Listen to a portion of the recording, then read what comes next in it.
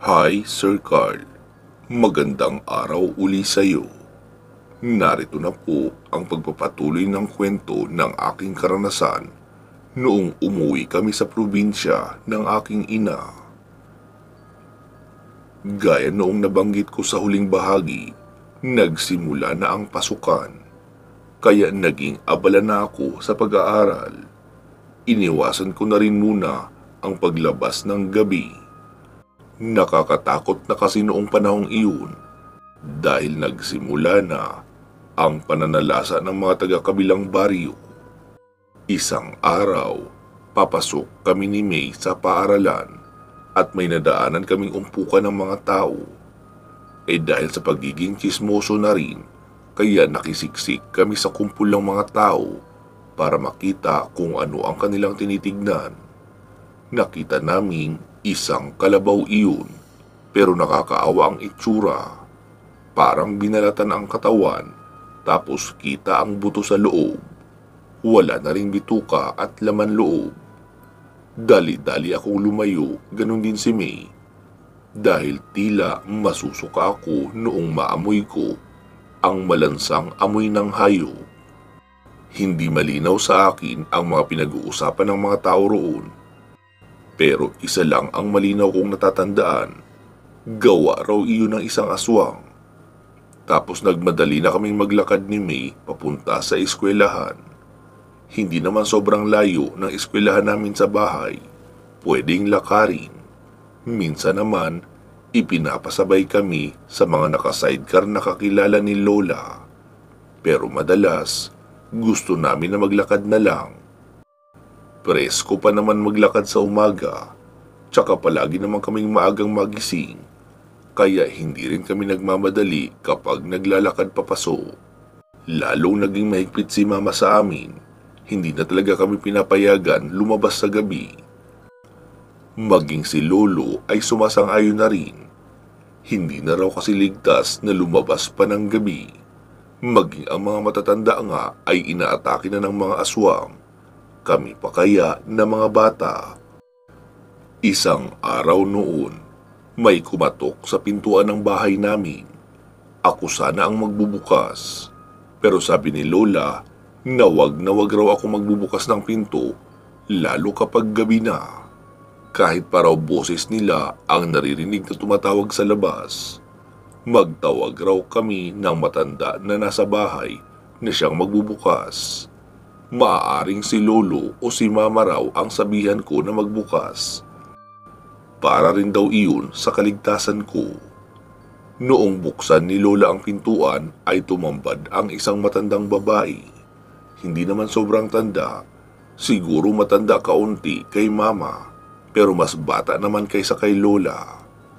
Ang sabi noon na manganganak raw ang anak niya, kailangan nila ng kumadrona. Sabi naman ni Lola na hintayin lang siya saglit dahil ihahanda niya lang ang kanyang mga gamit. Magpapalit lang din siya ng kasuotan dahil mahamog na sa labas. Sabi ko kay Lola na gusto kong sumama. Sabi niya naman na hindi raw pwede dahil malayo masyado ang lugar noong kanyang papaanakin at delikado. Malapit na iyon sa kabilang baryo. Iyong baryo na pinamumugaran ng mga aswang. Si Tito Norman ang tinawag niyang isasama. Ayaw pa sana ni Tito dahil natutulog na siya. Nakaidlip na nga siya saglit. Pero sinabi ni Lola na hindi pwedeng siya lang mag-isa ang pupunta dahil wala siyang makakasama sa pag-uwi. Maaari siyang mapahamak. Ayaw niya rin isama si Lolo dahil matanda na rin daw at mabagal lang kumilos. Baka mapahamak pa kung sakaling may makaengkwentrong aswang. Kaya kahit tinatamad na ay napilitan si Tito Norman na magbihis at sumama na kay Lola. Isa pa nga pala sa ikinakatamad ni Tito dahil maglalakad lang din sila. Hindi pwedeng gamitin ang motor niya dahil matarik papunta roon. Ilang saglit lang ay umalis na sila kasama ang matandang nagsundo kay Lola. Natulog na rin ako ng maaga kasi wala naman akong ibang gagawin. Hindi naman kasi ako katulad ni May na masipag magbasa. Kahit dyaryo nga ay babasahin niya kapag natabi sa kanya.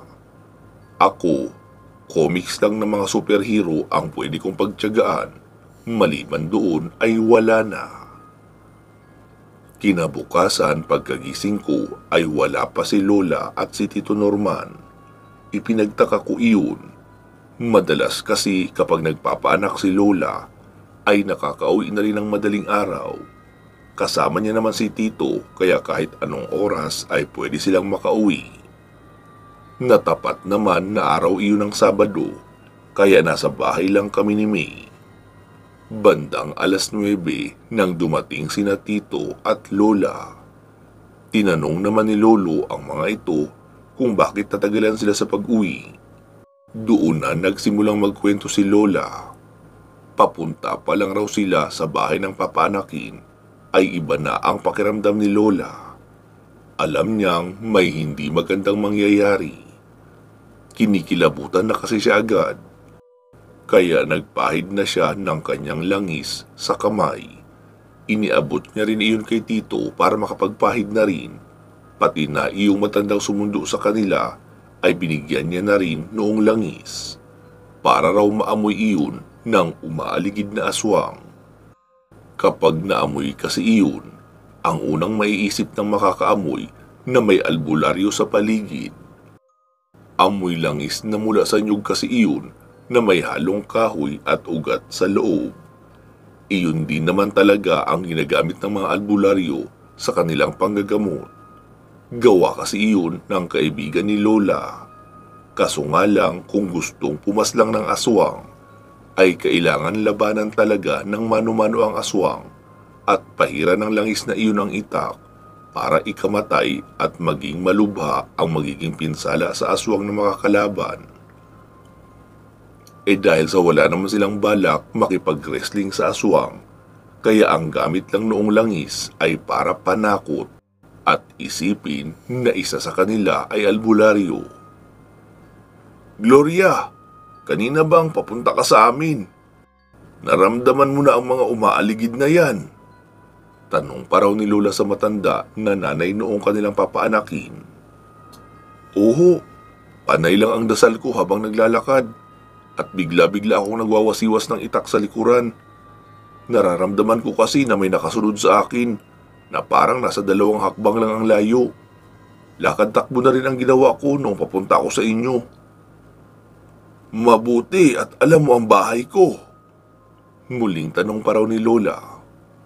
"Oo, kasi minsan na akong napadaan sa inyo at itinuro ng kaibigan ko ang bahay nyo. Ang sabi ng kaibigan ko, may nakatira daw doon na paltera. Tinandaan ko lang ang kulay ng inyong bakuran, kaya hindi madali makalimutan." "Ah, ganun ba?"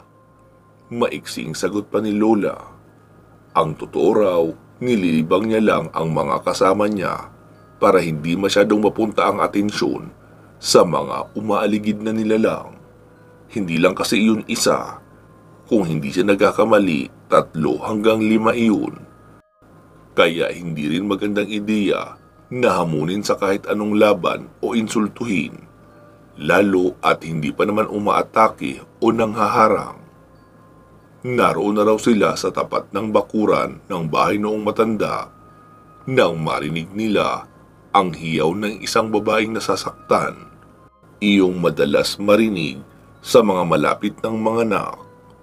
Sumigaw daw ang matanda, "Mayumi! Junbert, anong nangyayari dyan?" Tanong pa ng matanda.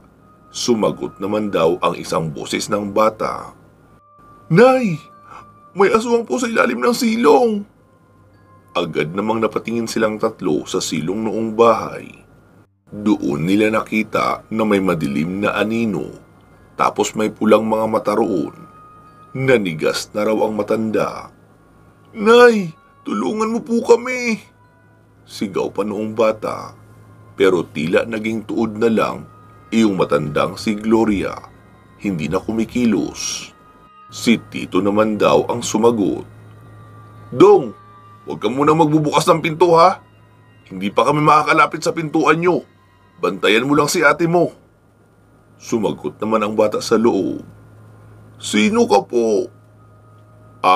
Ako si Norman, anak ng paltera na sinundo ng nanay mo. Kasama ko ang nanay mo, pati na ang nanay ko na paltera.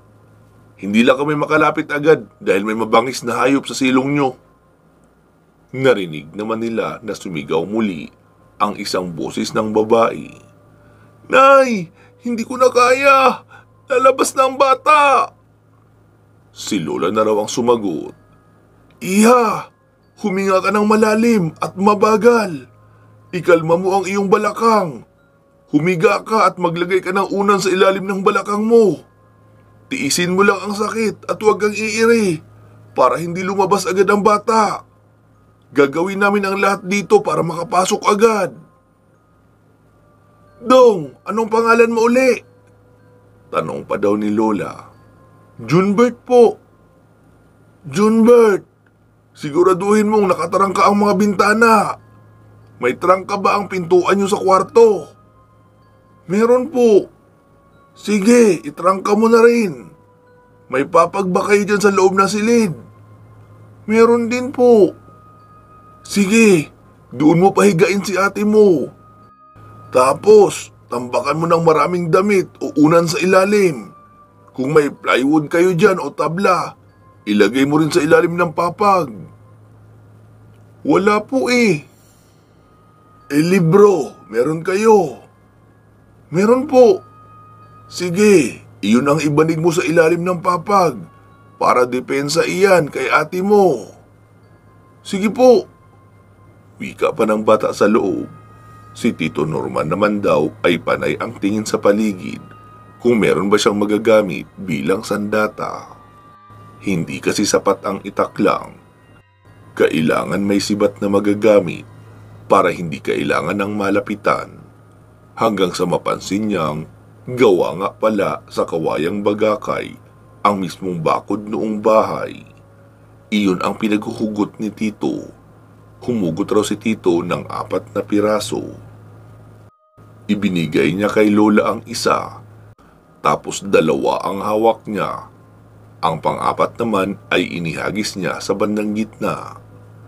Noong tignan nila ang matandang nanay noong mga anak, ay tuloy-tuloy lang ang tulo ng luha pero naninigas pa rin sa takot. Pilit daw iyong inaakay ni Lola na makapasok sa loob ng bakuran. Nauuna naman si Tito sa paglalakad habang nakaturo ang 2 kawayan sa isang nilalang na nasa silong. Bawat hakbang ni Tito papalapit ay umaatras din naman daw ang nilalang. Noong naroon na sila sa gilid mismo ng bahay, ay sinabi ni Tito na sabihan na ni Lola ang bata sa loob na pagbuksan na sila. Si Tito naman ang susugod sa malaking baboy sa ilalim para kapag umatras ay saka rin siya tatakbo papasok. Noong makita ni Tito na bumukas na ang pinto at nakapasok na sina Lola at iyong matandang si Aling Gloria, ay doon niya na sinugod ang baboy ng pagsaksak gamit ang bagakay.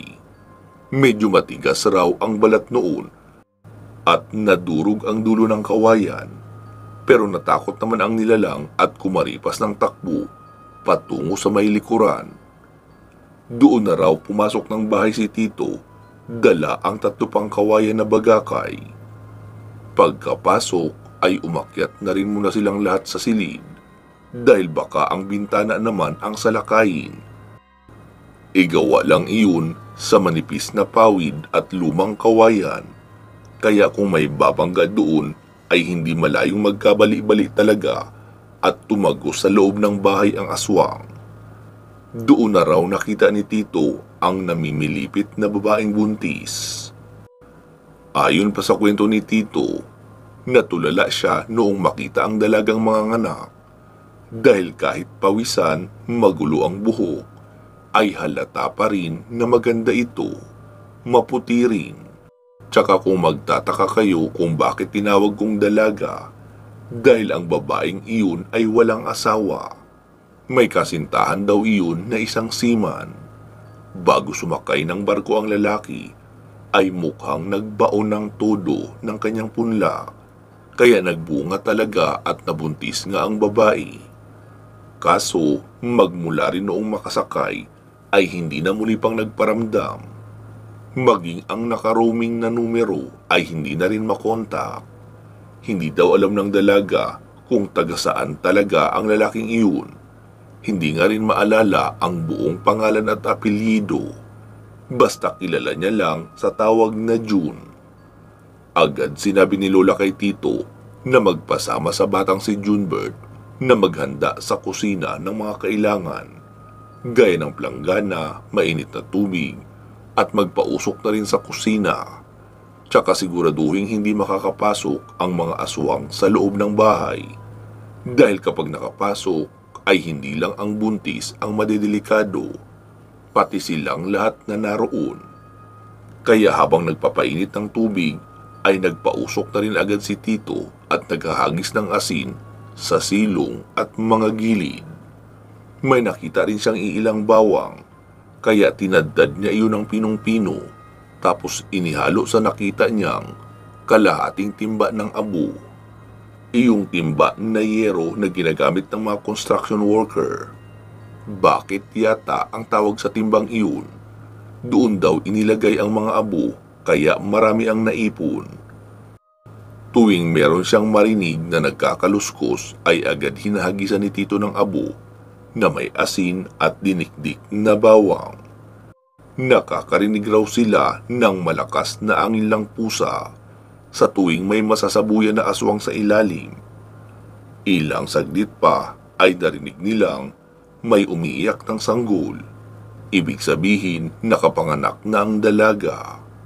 Pagkaakyat ni Tito sa silid, ay sa kanya ibinigay ni Lola ang bata para linisan.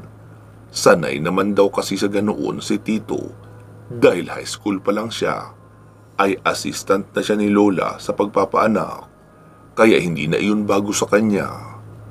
Ang nanay naman daw noong bata ay inaasikaso pa ni Lola, dahil tuloy-tuloy pa rin ang pagdurugo. Naisip ni Lola na dalhin sana sa ospital, kaso hating gabi pa lang noon, walang maaarkilang tricycle sa malapit. Wala ring malapit na kapitbahay na mapapakisuyuan na utusan. Kaya ginawa na ni Lola ang kanyang makakaya. Kinuha ang kanyang maliit na libreta at inusal ang itinuro ng kaibigan na isang orasyon. Tapos ipinahid sa katawan ng babae iyong kaingat-ingatan ni Lola na isang bato. Mutya daw iyon na bigay ng kanyang kaibigan. Ang sabi, magagamit daw iyon sa mga emergency. Pero huwag umasa doon, dahil hindi naman iyon sobrang makapangyarihan na lahat ay kayang gamutin. Pero sa pagkakataong iyon daw ay gumana naman, dahil huminto nga ang paglabas ng dugo mula sa puwerto ng dalaga. Noong malinisan na ang bata, ay inilapag daw iyon ni Tito sa tabi noong dalaga.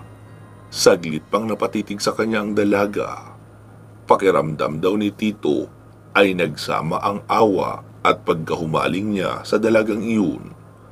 Naaawa siya sa sinapit nito at napasabi sa isip na kung siya ang naging boyfriend ng babaeng iyon, hindi niya iyon papabayaan. Sabi daw ni Lola, "Uy, Norman, tama na yan. Marami ka pang gagawin." Doon lang daw naputol ang pagkakatitig ni Tito sa dalaga. Dinala raw ni Tito ang mga damit, lampin at kumot na may dugo sa kusina. Inilagay sa isang planggana na may tubig at nilagyan ng sabon. Saka doon ibinabad para mapatay ang lansa at hindi sobrang matakam ang mga makakaamoy ng mga aswang. Patuloy pa rin si Tito sa pag-check ng mga bintana at pintuan kung wala pa bang gumagawa ng butas. Siya raw ang natatakot sa kalagayan ng pamilyang iyon. Walang katibay-tibay ang bahay nila. Kahit siguro bata ay kayang sirain ang dingding para makapasok. Matapos makapaglinis ay doon na umupo si Tito sa may pintuan. Sabi raw ni Lola na doon na sila magpapaumaga dahil sobrang delikadong umuwi. Gayong napakaraming nakaabang ng mga aswang. Sinabihan rin ni Lola si Aling Gloria na sa kinabukasan, kung pwede, ay maghanap ng pansamantalang matutuluyan sa bayan o kahit doon sa malapit sa barangay dahil hindi maganda na doon sila mamalagi habang bagong panganak ang dalaga. Naglatag lang ng maliit na banig si Aling Gloria para kay Lola. Sabi naman ni Tito na hindi siya matutulog. Ramdam niya pa rin kasi ang mga nakaabang na aswang sa paligid. May mga angil pa rin kasi na maririnig sa unahan. Naroon pa rin ang tunog ng tiktik na pumapailan lang sa katahimikan ng gabi. Kaya minabuti ni Tito na sumandal na lang sa may pintuan habang nakikiramdam. Halos kada kalahating oras daw ay tumatayo si Tito upang tignan ang kusina at pintuan sa harap, pati na ang mga bintana upang masigurong hindi siya masalisihan ng mga aswang na nakaabang sa labas. Paminsan-minsan ay lumalapit rin siya sa bintana, malapit sa kinaroroonan noong dalagang bagong panganak para i-check iyon. Hindi niya raw maiwasang huminto roon at tumitig sa mukha ng dalaga. Medyo maputla iyon dahil bagong panganak nga lang, pero kahit ganun ay tila nananatili ang kagandahan ng dalaga. Lalo at matangos ang ilong at may malalim na beloy o dimple. Hindi na tuloy maintindihan ni Tito kung ano raw ang nangyayari sa kanya. Bakit parang nahuhulog siya sa babaeng pinaanak ni Lola? Napapatawa pa nga raw siya sa kanyang sarili habang sinasabing, "Sige, kapag yan naging girlfriend mo, instant tatay ka na agad. Buy one take one kumbaga."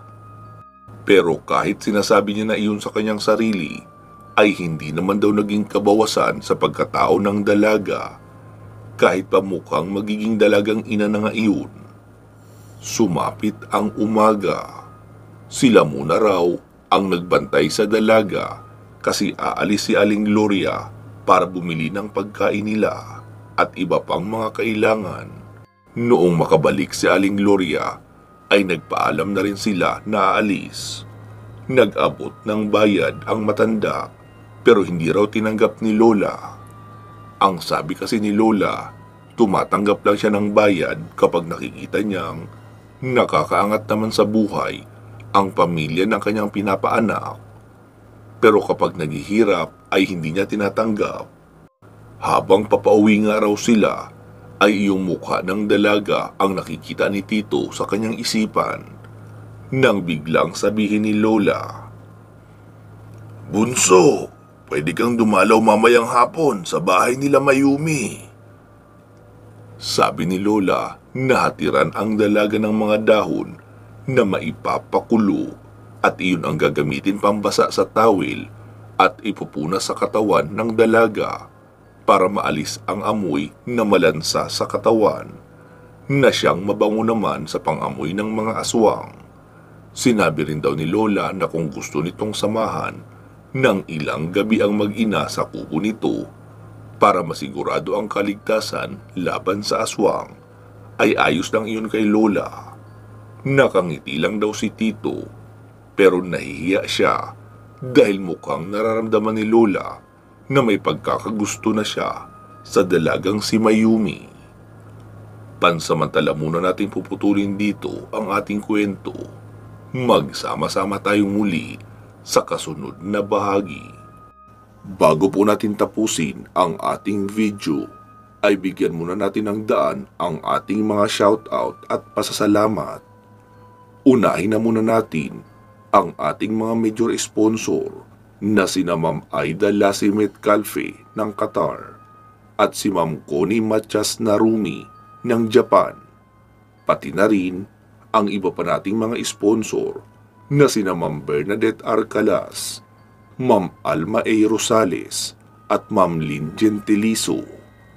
Maraming salamat po sa inyong walang sawang pagsuporta sa ating channel, pati na sa proyektong pagtulong sa mga batang pinabayaan ng magulang. Naway patuloy kayong biyayaan ng ating puong may kapal at panatilihing nasa malusog na pangangatawan.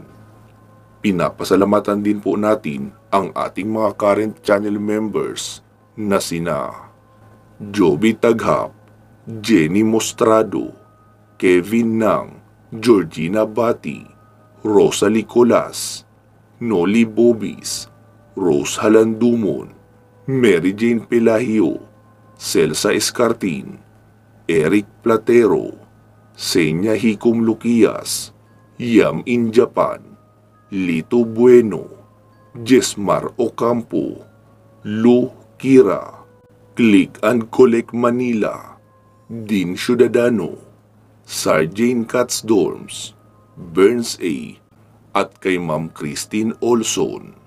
Pasalamatan na rin natin ang ating tatlong masisipag na group admin at moderator na sina Ma'am Ilongga Guapa, Ma'am Gilani Fernandez at Ma'am Gina Araga.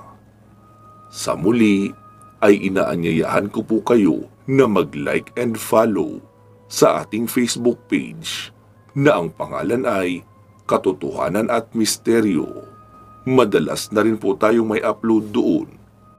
Pinapasalamatan ko rin kayong lahat ng mga regular listeners ng ating dalawang channels. Ito po ay ang Katotohanan at Misteryo at ang Kwentong Aswang Comics. Siguraduhin nakasubscribe po kayo sa parehong channel. Pwede nyo na rin idagdag sa inyong pinapakinggan ang ating love story channel. Ang pangalan naman noon ay Problema at Payong Kaibigan. Sana ay patuloy pa rin kayong makinig kahit pa hindi ako ang boses na nagsasalita. Balikan nyo rin po sana ang mga luma nating video, iyong mga na-upload ng 2 years ago to present. Sigurado namang marami pa doon ang hindi nyo pa napapakinggan, lalo na ang mga bago pa lang dito sa ating channel. Maraming salamat po sa patuloy niyong suporta sa ating mga channels. Magsama-sama tayong muli sa iba pang mga paparating na kwento. Mag-iingat po kayo palagi at hanggang sa muli.